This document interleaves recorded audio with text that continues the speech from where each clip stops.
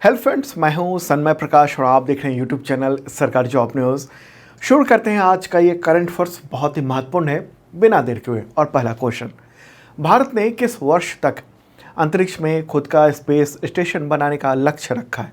Answer होगा इसका 2035। ठीक है, तो न्यूज़ भी आप देख रहे हैं इंडियन एक्सप्रेस में। Prime minister Modi spells out ISRO goal तय कर दिया है कि space station by 2035 and Indian on moon by 2040।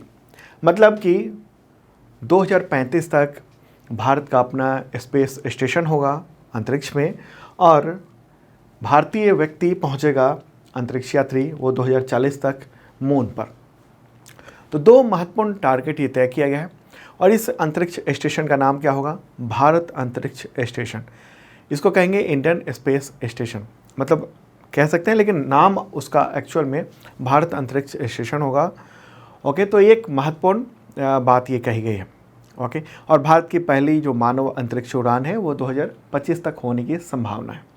ठीक है, तो ये जो टारगेट है इम्पॉर्टेंट है, और ये टारगेट तब तय किया गया, दरअसल अभी हाल ही में गगनयान मिशन को लेकर प्राइम मिनिस्टर नरेंद्र मोदी ने एक समीक्षा मीटिंग की थी पूरे प्रोग्रेस को लेकर, कि गगनयान जो मिशन है उसके तहत 3 जो एस्ट्रोनॉट जाएंगे 400 किलोमीटर धरती से ऊपर और 3 दिन तक वहाँ रहेंगे, तो उसको लेकर तैयारी की बात थी। उसी दौरान ये टारगेट सौंपा गया है इन सबको। ठीक है, तो उसकी तैयारी चल रही है। तो उससे पहले आपको बताऊं कि ये जो स्पेस स्टेशन है वो क्या होता है। देखिए, ये तो मैं जो वीडियो दिखा रहा हूँ वो इंटरनेशनल स्पेस स्टेशन है, यानी अंतर्राष्ट्रीय अंतरिक्ष स्टेशन। देखो, होता ये कि अंतरिक्ष में बार बार जाना और वापस आना, ये जो प्रक्रिया है बहुत जटिल है और बहुत ही खर्चीली है, और ख़तरा भी बहुत ज़्यादा होता है। तो सामान्य तौर पर अंतरिक्ष यात्री या अंतरिक्ष यात्रा में कोई स्पेस में वहाँ रुक नहीं सकता है। ऐसे में एक ऐसे सैटेलाइट की ज़रूरत होती है जिसमें वैज्ञानिक रुक कर वहाँ रिसर्च वगैरह का काम कर सकें। उसका एनवायरनमेंट जो है वो पृथ्वी के जैसा ही कुछ हो। ठीक है, तो इसके लिए हुआ ये था 1998 में इंटरनेशनल स्पेस स्टेशन लॉन्च किया गया था, और इसको बनाने में 100 अरब डॉलर से ज़्यादा का खर्च हो चुका है। ISS शॉर्ट में कहते हैं, जो इंटरनेशनल स्पेस स्टेशन है, उसके अंदर का भी आप ये वीडियो देख रहे हैं। तो ये दुनिया का अब तक का सबसे बड़ा स्पेस स्टेशन है। करीब 400 किलोमीटर की ऊंचाई पर पृथ्वी से वहाँ रहता है, और वो चक्कर काटता है 28,000 किलोमीटर पर आवर की रफ्तार से। ये स्पेस स्टेशन जो है ना, लगातार वो चक्कर काट रहा है पृथ्वी का, और 90 मिनट में पृथ्वी का एक चक्कर पूरा कर लेता है। ठीक है, और ये आप सोचते होंगे कि इतनी ऊंचाई पर वो टिका कैसे रहता है। देखिए, एक ऐसी दूरी होती है जहाँ पर अगर आप किसी ऑब्जेक्ट को रख देंगे तो वो पृथ्वी के चारों ओर अपनी एक कक्षा में, एक ऑर्बिट में वो घूमता रहेगा। ठीक है, तो ये 400 किलोमीटर की दूरी है वहाँ पर है, और इसको मतलब घुमाया भी जा सकता है, आगे पीछे भी किया जा सकता है। अगर सामने कोई अंतरिक्ष का कचरा आता है तो स्पेस स्टेशन में जो मौजूद अंतरिक्ष यात्री हैं वो उससे बचाते हुए आगे चलते हैं। ठीक है, अब आपके मन में ये सवाल हो सकता है कि अब तक कितने स्पेस स्टेशन स्थापित हो चुके हैं और किन किन देशों ने ये सब काम किया हुआ है, क्योंकि इस रेस में इंडिया अभी कूद चुका है। ठीक है, तो देखिए, अंतरिक्ष के क्षेत्र में रिसर्च और स्टडी की शुरुआत तो मानी जाती है कि 1960 के दशक के आसपास उसी समय हुई थी। दरअसल हुआ ये था कि जो कोल्ड वार हुआ था, शीत युद्ध, उस दौरान एक प्रतिस्पर्धा हो गई थी, कंपटीशन हो गया था सोवियत संघ और अमेरिका के बीच में। तो सबसे पहले सोवियत संघ ने 1971 में अंतरिक्ष में एक स्पेस स्टेशन स्थापित किया था। कब? रूस ने 1971 में, और सोवियत संघ ने इसका नाम सल्यूट रखा था। और इसके 2 साल बाद अमेरिका ने भी अपना एक स्काई लैब नाम से स्पेस स्टेशन स्थापित किया था। हालांकि ये सब सीमित अवधि के लिए थे। तो अब तक टोटल 11 स्पेस स्टेशन वहाँ स्थापित किए जा चुके हैं। हालांकि मौजूदा समय में सिर्फ जो नासा का, या कहें मतलब नासा लीड कर रहा है, बहुत सारी दुनिया की स्पेस एजेंसी है, वो सब मिलकर ये इंटरनेशनल स्पेस स्टेशन पर काम कर रहे हैं, और वो अभी चालू है। उसमें रूस भी है, फ्रांस है, और भी कई सारे देश उसके साथ एक साथ मिलकर ये काम कर रहे हैं। चीन ने भी 2021 में अपना एक स्टेशन वहाँ पर बनाने की कोशिश की थी और उस पर लगातार वो काम कर रहा है। हालांकि अभी मानव रहित ये मॉड्यूल है, उसका नाम है तियानहे, ठीक है। तो अभी प्रायोगिक तौर पर वो चल रहा है। तो अब भारत ने ये तय कर लिया है कि 2035 तक अपना अंतरिक्ष स्टेशन वहाँ तैनात कर देगा, वहाँ से बहुत सारे रिसर्च इंडिया कर सकेगा, ठीक है। और अभी जो लेटेस्ट अपडेट और क्या है कि ये जो गगनयान मिशन है उस पर बहुत तेज़ी से काम चल रहा है और रॉकेट जो होगा वो LVM-3 होगा। हालांकि उसका नाम भी कुछ बदला गया है, तो इस रॉकेट का नाम होगा HLVM-3, ये नाम दिया गया है और 2024 में इसको लॉन्च कर दिया जाएगा। 3 एस्ट्रोनॉट वहाँ जाएंगे 400 किलोमीटर की ऊंचाई पर, वहाँ 3 दिन रह के वहाँ से लौटेंगे और उसका एक जो क्रू मॉड्यूल का जो टेस्ट है वो हाल ही में किया गया था, जिसके बारे में मैंने आपको बताया था।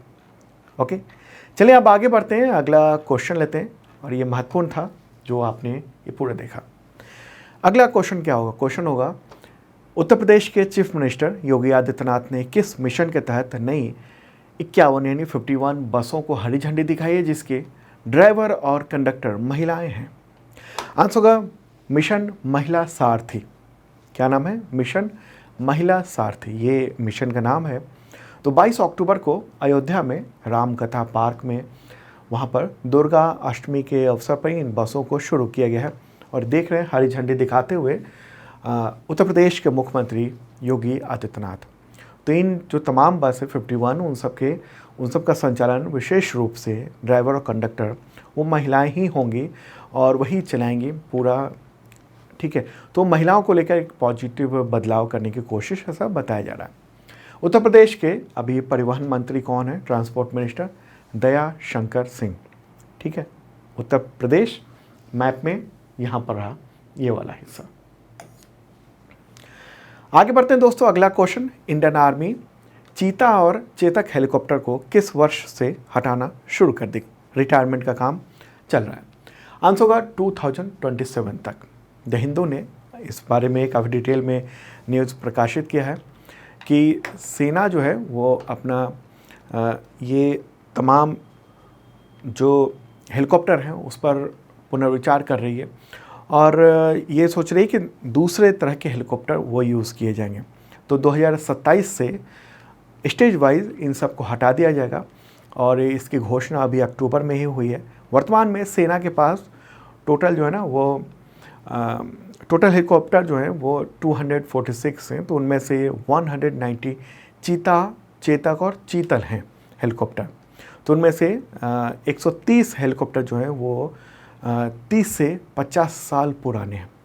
तो इन सब को हेलीकॉप्टर को चेंज कर दिया जाएगा और नए हेलीकॉप्टर लाए जाएंगे और जो नया हेलीकॉप्टर होगा वो स्वदेशी लाइट यूटिलिटी हेलीकॉप्टर होगा, नहीं LUH होगा। बड़ी संख्या में शामिल किए जाएंगे और दिसंबर 2024 से लेकर जून 2025 के बीच में 6 LUH यानी light utility helicopter arm forces को मिलने की उम्मीद है।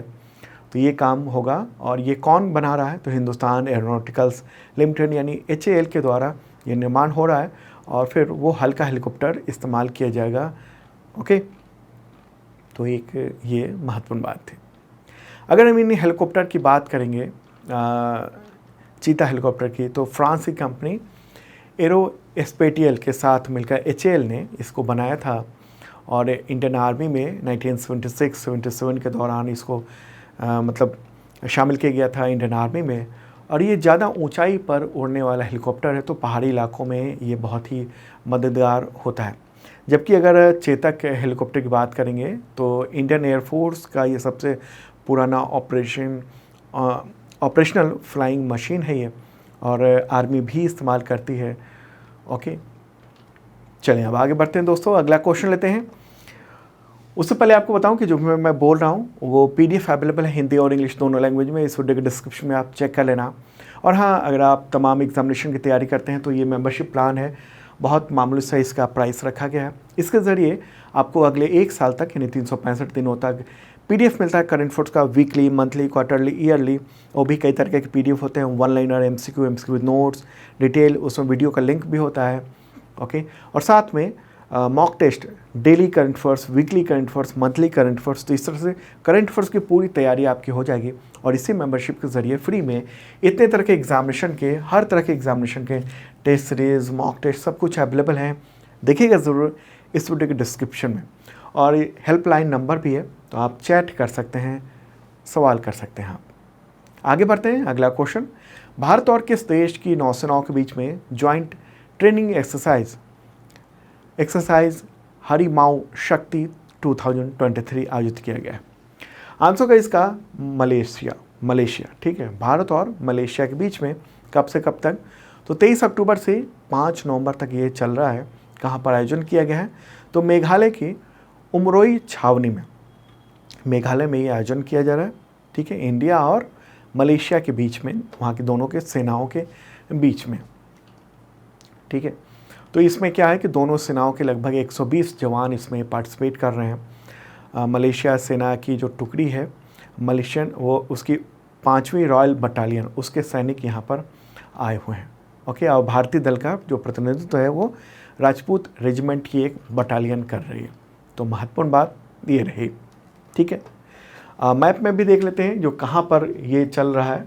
तो यहाँ मेघालय, ये जो नॉर्थ ईस्ट है, और ये वाला जो इलाका देख रहे हैं ये है मेघालय, और यहीं पर ये चल रहा है। जब एक्सरसाइज की बात हो रही है तो इंडियन आर्मी के चीफ कौन है? बात कर लें, जनरल मनोज पांडे हैं, ठीक। अच्छा, नेवी चीफ कौन है? Admiral R Hari Kumar. और एयरफोर्स चीफ कौन है? एयर चीफ मार्शल विवेक राम चौधरी, ठीक है। आगे बढ़ते हैं दोस्तों, अगला क्वेश्चन लेते हैं। चौथे एशियन पैरा गेम्स में किसने women shooting R2 10 metre air rifle standing SH1 category में गोल्ड मेडल जीता है? आंसर का अवनी लेखरा, ठीक है। क्या नाम है? अवनी लेखरा। तो उन्होंने ये गोल्ड मेडल जीता है। जयपुर की रहने वाली है। बचपन से वो दिव्यांग नहीं थी।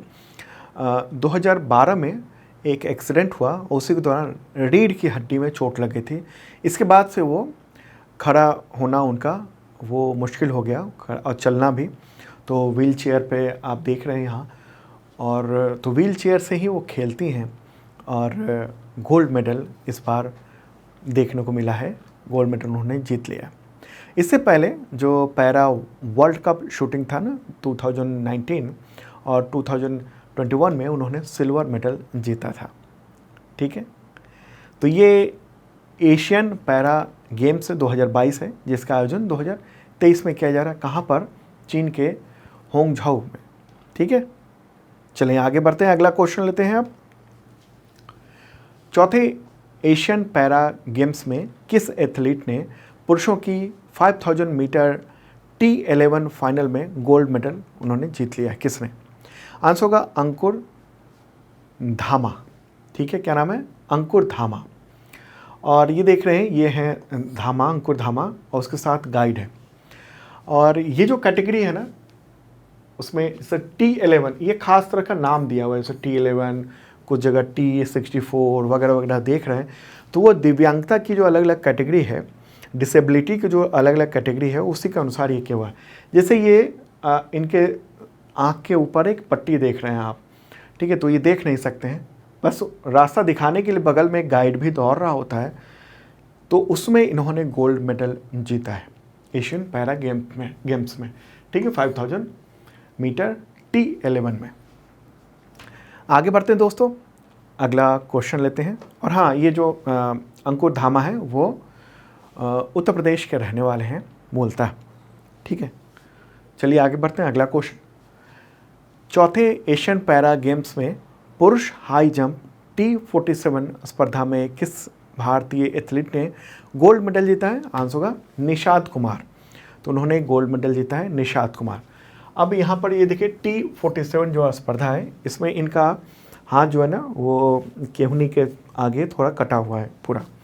तो उसमें इनका ये कैटेगरी में आ गए ये, और इसमें इन्होंने गोल्ड मेडल जीता है। पैरा एथलीट या कहें पैरा जो गेम्स है, इसका मतलब ये हुआ कि दिव्यांग खिलाड़ी खेलते हैं, और तरह तरह के दिव्यांगता के अलग अलग जो कैटेगरी है उसके तहत ये खेलते हैं, ठीक है। निषाद कुमार जो है वो हिमाचल प्रदेश के ऊना ज़िले के रहने वाले हैं। इनके पिता किसान हैं, और जब 8 साल के थे तब खेत में घास काटने वाली जो मशीन है उससे इनका दाहिना हाथ कट गया था और फिर अभी नाम रोशन कर रहे हैं भारत का दुनिया में। अगला क्वेश्चन लेते हैं। एशियन पैरा गेम्स में पुरुष हाई जंप T63 स्पर्धा में किस भारतीय एथलीट ने गोल्ड मेडल जीता है? आंसर होगा शैलेश कुमार। ठीक है, क्या नाम है? शैलेश कुमार। तो ये फोटोग्राफ देख रहे हैं आप, तो उन्होंने जंप के साथ ये मेडल प्राप्त किया है, गोल्ड मेडल। उत्तर प्रदेश के रहने वाले हैं, किसान के बेटे हैं वो। आगे बढ़ते हैं, अगला क्वेश्चन लेते हैं। चौथे एशियन पैरा गेम्स में पुरुष हाई जंप T64 स्पर्धा में किस भारतीय एथलीट ने गोल्ड मेडल जीता है? आंसर होगा प्रवीण कुमार। ठीक है, क्या नाम है? प्रवीण कुमार। तो इन्होंने गोल्ड मेडल जीत लिया है। और T64 जो कैटेगरी है ना, ये वाली, ये इस कैटेगरी में मतलब पैर जो है ना एक इनका नहीं है, तो ये उन एथलीट के लिए होता है ये कैटेगरी T64। तो इसमें ये प्रोस्थेटिक लगाकर, यानी कहिए आप नकली पैर लगाकर, और तब उसमें पार्टिसिपेट करते हैं। तो हाई जंप ऐसे उन्होंने ये मेडल प्राप्त किया है, इस तरीके से प्रोस्थेटिक लगाकर। ओके, ये मूलतः नोएडा के रहने वाले हैं, उत्तर प्रदेश के। आगे बढ़ते हैं, अगला क्वेश्चन। चौथे एशियन पैरा गेम्स में पुरुष क्लब थ्रो F51 स्पर्धा में किस भारतीय एथलीट ने गोल्ड मेडल जीता है? आंसर होगा प्रणव सूरमा। ठीक है, क्या नाम है? प्रणव सूरमा। तो देख रहे हैं आप ये फोटोग्राफ। ओके, और तो इन्होंने 30.01 मीटर के प्रयास के साथ ये गोल्ड मेडल जो जीता है, और एशियन पैरा गेम्स का रिकॉर्ड भी इन्होंने तोड़ा है। आपको बताऊँ कि ये 16 वर्ष के जब थे तब एक एक्सीडेंट के दौरान इनके रीढ़ की हड्डी में चोट लगे, जिसकी वजह से इनका काफ़ी बड़ा हिस्सा लकवाग्रस्त हो गया। तो इसमें ये पुरुष क्लब थ्रो में, उसमें इन्होंने ये गोल्ड मेडल जीता है। आगे बढ़ते हैं, अगला क्वेश्चन। एशियन पैरा गेम्स में किसने वुमेन पैरा केनो KL2 स्पर्धा में गोल्ड मेडल जीता है? आंसर होगा प्राची यादव। ठीक है, क्या नाम है? प्राची यादव। तो एशियन पैरा गेम्स में प्राची यादव का ये दूसरा मेडल है। इससे पहले उन्होंने सिल्वर मेडल जीता था। ओके, तो ये देख रहे हैं आप फोटोग्राफ भी। ओके, मध्य प्रदेश में इनका जन्म हुआ था और पैरा केनो एथलीट हैं ये। आगे बढ़ते हैं, अगला क्वेश्चन लेते हैं। चौथे एशियन पैरा गेम्स में किसने वुमेन T20 400 मीटर रेस में गोल्ड मेडल जीता है? आंसर होगा दीप्ति जीवन जी। क्या नाम है? दीप्ति जीवन जी। ओके, तो दर्शकों को आश्चर्यचकित कर दिया इन्होंने इस कैटेगरी में। इनका जन्म हुआ था 2003 में, पैरा एथलीट हैं वो। तो दोस्तों, ये था इंपॉर्टेंट करंट अफेयर्स आज का। कल फिर मिलेंगे ताज़ा तरीन कंटेंट के साथ। और दोस्तों, जिन लोगों ने सब्सक्राइब नहीं किया उनसे अपील है ज़रूर कर लें। बेल आइकन दबाएंगे तो नोटिफिकेशन आपको वक्त पे मिल सकेगा, और दोस्तों को शेयर कर देंगे तो बहुत ही बेहतर होगा। ओके, मिलते हैं कल, बाय।